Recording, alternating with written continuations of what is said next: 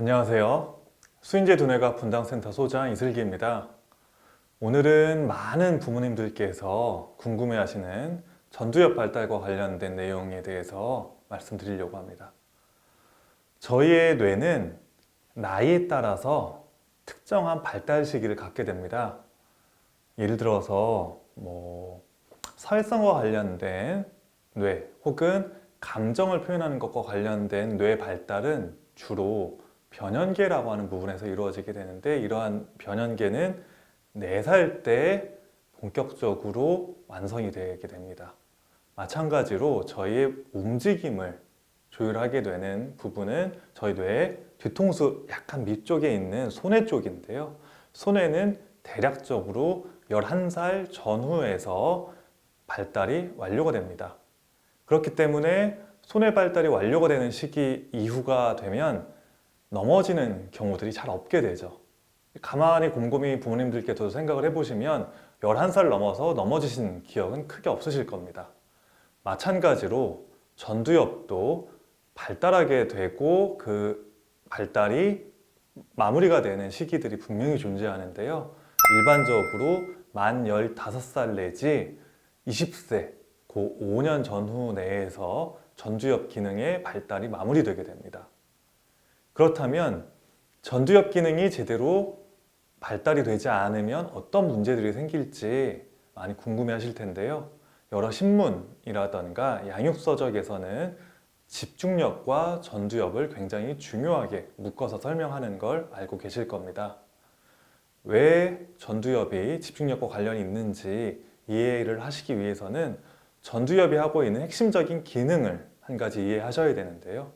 바로 그 기능은 억제를 해주는 기능입니다. 그럼 과연 무엇을 억제를 해줘야 될까요? 예를 하나 들어서 말씀드리겠습니다. 시끄러운 지하철 안에서 내가 책을 열심히 읽다가 내려야 할 역을 순간적으로 지나치는 경험들 많이 해보셨을 겁니다. 바로 그러한 경험 안에 전두엽이 하게 되는 기능들이 숨어 있는 건데요. 자, 하나하나 찬찬히 뜯어보겠습니다. 내가 책을 집중한다라고 했을 때 저희 뇌 뒤쪽에 있는 후두엽에서는 시각정보 처리를 열심히 처리하고 있을 겁니다. 그리고 안내방송 소리는 끊임없이 귀를 울리면서 청지각 처리를 자극을 하고 있고요. 지하철이기 때문에 아무래도 몸이 조금씩 흔들리겠죠. 몸이 흔들리는 부분들은 저희 뇌의 정수리 부분, 즉 두정엽 부분에서 여러 가지 관장을 하게 됩니다. 그 다양한 모든 감각들이 뇌 안으로 쏟아져 들어오게 되는데, 전두엽은 모든 청각, 체성감각 이러한 부분들을 억눌러주고 책을 읽는 데 필요한 시각적인 지각만 따로 떼어내서 집중을 하게 만들어주는 역할을 하는 것이죠. 즉, 다른 감각들이 다 올라오게 되면 그러한 감각에 일일이 반응하게 되는 경우들을 저희가 산만하다, 즉 여기에서 책을 읽고 있다가 소리가 들려서 아이가 그쪽으로 고개를 돌아본다 라고 하면은 분명히 산만한 행동이라고 볼 수 있고, 그것은 전두엽의 억제 기능 혹은 충동 억제 기능이 제대로 발휘되지 않았다라는 것을 방증하는 것이죠. 이러한 전두엽 기능을 향상시키기 위해서는 실제 가정 내에서 어떠한 도움을 주시는 게 필요할까요? 이러한 전두엽 기능이 많이 손상된 ADHD 아이들에 대한 연구를 살펴보면 오메가3 지방산이 상당히 결핍되어 있다고 하는 보고들이 많습니다. 따라서 시중에서 신뢰할 만한 건강식품들을 구입을 하셔서 오메가3가 포함되어 있는 그러한 건강식품을 아이에게 섭취를 하도록 도와주시는 것도 많이 도움이 되실 거고요.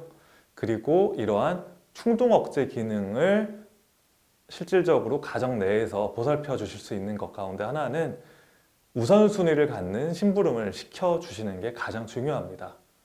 여기서 우선순위를 갖는 심부름이라고 하는 것은 한 번에 끝나는 심부름, 예를 들어서 물을 가져다 주세요 혹은 방에 있는 옷을 치워주세요 라고 하는 이야기를 해주시는 게 아니라 여러 가지 복합적인 상황들을 일련의 순서에 맞게 지시를 해주시는 겁니다.